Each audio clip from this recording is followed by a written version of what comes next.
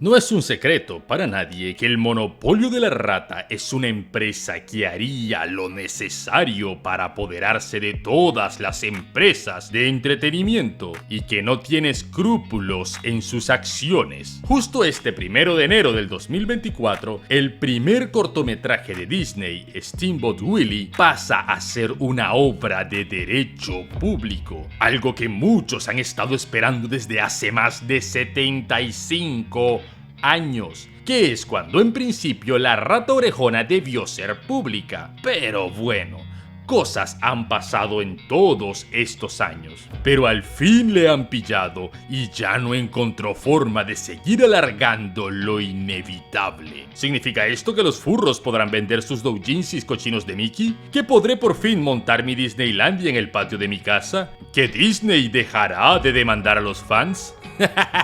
Es mucho más complejo que eso, pero vamos a destriparlo en este video. Hola a todos, soy Mohamed Dávila y en este canal hablamos de escritura en todos sus aspectos. Y hablaremos de un tema muy importante y que causa muchas dudas a casi todos los artistas.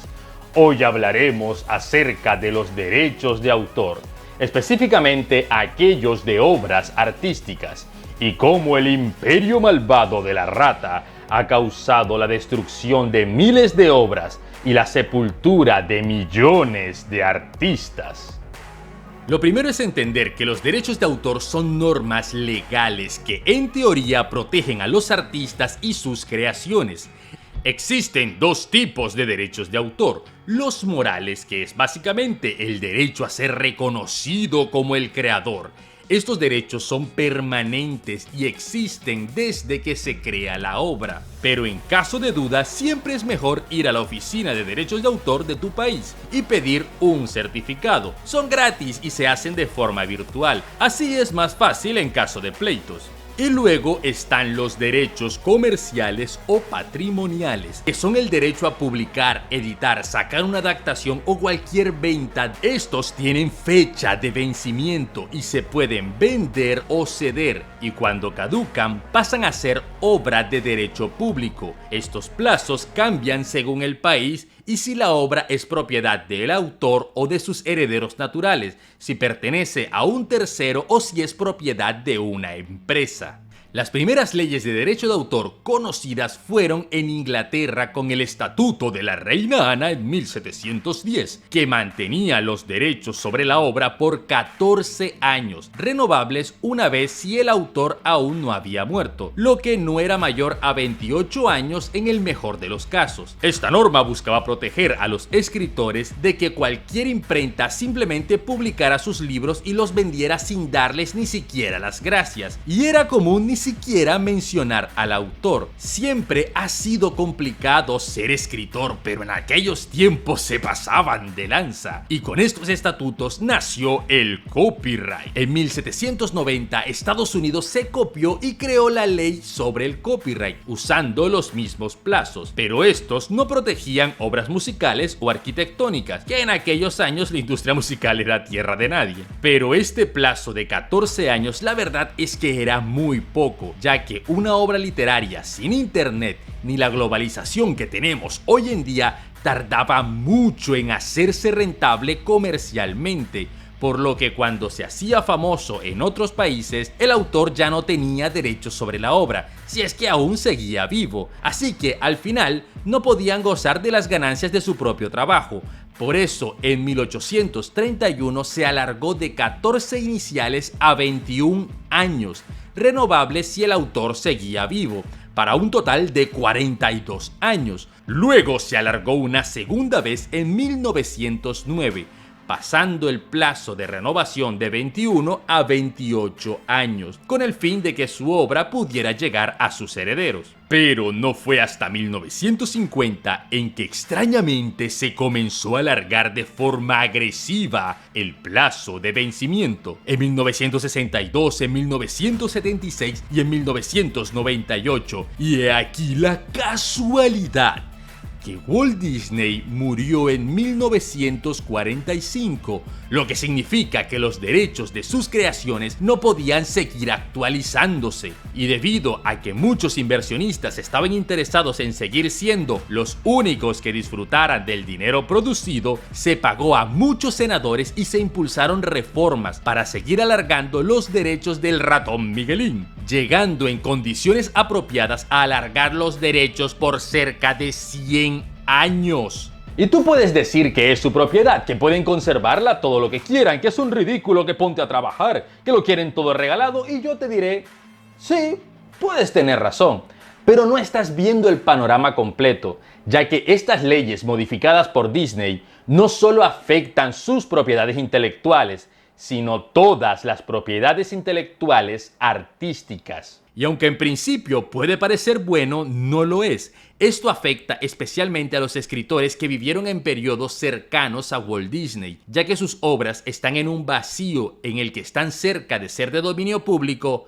pero luego no, lo que hace que muchas editoriales pasen de publicarlos o de comprar sus derechos. La razón por la que autores como Edgar Allan Poe, Cervantes, Jane Austen o Lovecraft son tan famosos hoy en día no es solo por ser buenos, sino porque no hay que pagarle a nadie para publicarlos, reeditarlos o hacer una película, serie, videojuego o lo que sea que impulse su fama dentro de la cultura popular, lo que al final solo engrandece el legado artístico y le da un reconocimiento al escritor y lo hace parte imborrable de la cultura popular. A ver, que toda editorial hoy en día tiene su propia versión de los cuentos de Poe y de hecho son más baratos que un libro actual, por lo que no es cuestión de darle o no dinero a sus herederos, sino de mantener el legado del artista. De igual forma, aunque quieras publicar obras de esos autores enclaustrados en este vacío, es complicadísimo encontrar a sus herederos o si son más de uno llegar a un acuerdo con todos, lo que termina sepultando a muchos autores y obras que no han gozado de un segundo impulso en popularidad, al convertirse en obras de derecho público. Muchas obras hoy en día son prácticamente lost media o se han perdido por completo, sepultadas en anaqueles viejos, y no sabemos a ciencia cierta cuántas maravillas están perdidas porque no fueron populares en su momento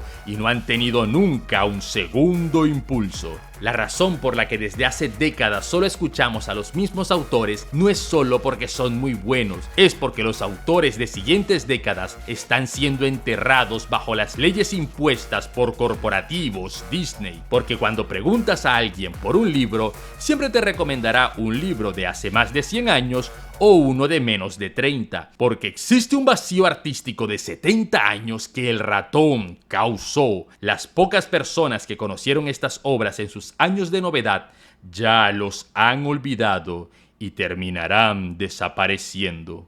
Es importante mencionar que los plazos cambian si los derechos comerciales o patrimoniales pertenecen al propio autor o a un tercero al que se los vendieron o a una empresa o a sus herederos. Se debe aclarar que cada país también legisla sus propias normas de derechos de autor y coloca sus propias fechas, aunque obviamente se trata de aproximar a los plazos de Estados Unidos, porque si no las obras de un país serían pertenencia de todos y las de Estados Unidos solo de un puñado de personas. Y eso es injusto. Es más, algunos países no tienen o no tenían derechos de autor, como es el caso de la Unión Soviética, donde no era tu obra, era nuestra obra. Y por eso el creador de Tetris no pudo ganar nada de su videojuego hasta el final de la Guerra Fría, ya que toda creación pertenecía al gobierno soviético. En la mayoría de los países las fechas rondan entre los 60 y 80 años luego de la muerte del autor o luego de su primera publicación en el caso de ser propiedad de una persona jurídica. Es decir, los derechos pertenecen a una empresa o corporación y no a un ser vivo que muere, como es el caso de Steamboat Willie y todas las propiedades de Walt Disney que pertenecen por completo a la Walt Disney Company y no a familiares del autor. Si nos alegramos de que al fin el dios del caos del monopolio del entretenimiento sangre, es porque todo indica que se le ha dado un parón definitivo a sus prácticas corporativas, lo que significa de que en próximos años miles de obras podrán ser liberadas al público y por fin tener su merecido segundo aire en las librerías. Lo más irónico e hipócrita de todo esto es que la industria de cine de Disney se fundó usando obras de derecho público, como La Sirenita, Blancanieves, La Bella y la Bestia, Aladín, Pinocho, La Bella Durmiente, Cenicienta, Robin Hood, El Jorobado de Notre Dame, Tarzán, Rapunzel, La Princesa y el Sapo, Mulan. Y si lo pensamos bien, sus obras originales, que sí son exitosas, se cuentan con una sola mano. Son historias que la gente asocia con Disney, pero que son obras de otros autores. Lo que hoy en día tenemos no es la etapa live action de las viejas pelis de Disney. Lo que tenemos es a Disney explotando de nuevo historias que no le pertenecen con una mano, mientras apalea a cualquiera que use un ratón de orejas redondas con la otra. Ahora, si creen que Disney se quedó de manos cruzadas mientras la opinión pública y algunos sectores del arte se quejaban de sus constantes tretas legales, pues no, ya que existen en paralelo con los derechos de autor otras leyes de protección de propiedad intelectual, en este caso enfocado a empresas, las leyes internacionales de marca registrada, que por un costo pueden hacerte dueño de una frase, nombre, logotipo, dibujo y básicamente cualquier cosa que sea iconográfica de un producto comercial. En teoría, esto fue creado con el fin de evitar que salieran productos con nombres o logos muy parecidos a marcas establecidas y confundieran al público. Pero esto debe hacerse en cada país y en cada industria, ya sea la gastronómica, la moda o el entretenimiento o la construcción, y deben renovarse cada 10 años, por lo que al final es un gasto gigantesco que solo las megas corporaciones pueden costear. Por eso, cosas como el nombre Mickey Mouse, Minnie Mouse, el logo del ratón, el castillo mágico, Disneylandia y muchas otras marcas siguen siendo propiedad de la empresa mientras sigan pagando por ese derecho y no pueden ser usadas en una película o videojuego sin ser multados. Lo curioso es que no es la primera vez que el ratón es vulnerable. Como buenos latinos expertos en evadir leyes, en Paraguay una empresa de galletas llamada Mickey SRL fue demandada por Disney por no solo usar el nombre del ratón, sino por usar de logo de su empresa la cara de Mickey Mouse. No una adaptación, no una reinvención, sino la cara de Mickey tal cual descargada de internet. Eso sí es de gángsters, de gángsters. Grande fue la sorpresa de Disney cuando se enteraron que antes de que ellos registraran a Mickey y su rostro como marca registrada en la industria gastronómica, los paraguayos ya lo habían hecho, haciendo que en Paraguay sea el único país donde el rostro de Miguelito no pertenece a ellos. Por esto Disney no puede sacar alimentos con la cara de Mickey en Paraguay o serían demandados. Tic-tac-toe, en tu cara. Esto de las marcas registradas ha dado para muchas anécdotas interesantes y curiosamente los latinos estamos involucrados en cada una de ellas, como en el caso de la misma Disney intentando registrar el Día de Muertos como marca registrada de su empresa tras la salida de la película Coco. Afortunadamente la información se filtró y las redes explotaron, haciendo que la misma empresa que trata de hacer un programa llamado Latinx dijera que sacaron todo de contexto y que fue un error de un empleado suyo y que nunca tuvieron la intención de robarle patrimonio cultural a México. Claro, Disney, te creemos. Por otro lado, en Inglaterra, una señora mexicana en busca de mejores oportunidades montó un puestico de tacos, Taquería Sonora, y grande fue su sorpresa cuando les llegó una carta de los abogados de un restaurante británico, ya que ellos tenían registrada la marca Taquería. Y sabrá Dios cuántas cosas más culturales de un país están registradas por empresas de otros países. Solo el tiempo lo dirá. Como lo mencioné en el video de cómo publicar tu obra, debes leer muy bien la letra pequeña de cualquier contrato. Algunas empresas se aprovechan de las ilusiones de jóvenes artistas entusiasmados con cumplir su sueño, como le pasó por ejemplo a los Beatles, que nunca fueron dueños de sus canciones, o a Taylor Swift, que los derechos de sus canciones terminaron en las manos de una de las personas que más odia. Por suerte para ella, algunas cláusulas sí le permiten recuperar los derechos luego de ciertos años. Esto es solo un poco de lo complejo que es este tema. ya que al final en cuestión de leyes todo depende. Hay casos muy obvios en los que sabes que se parece a una marca registrada y hay otros donde no.